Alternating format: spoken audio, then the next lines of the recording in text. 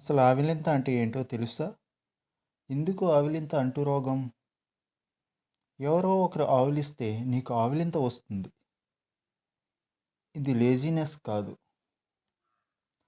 నీ brain empathy mirror activate అవుతుంది. అంటే నీ బ్రెయిన్ కాఫీ మిషన్.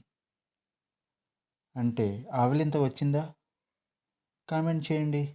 మరింత సమాచారం కోసం నా ఛానల్ను సబ్స్క్రైబ్ చేసుకోండి. Thank you for watching.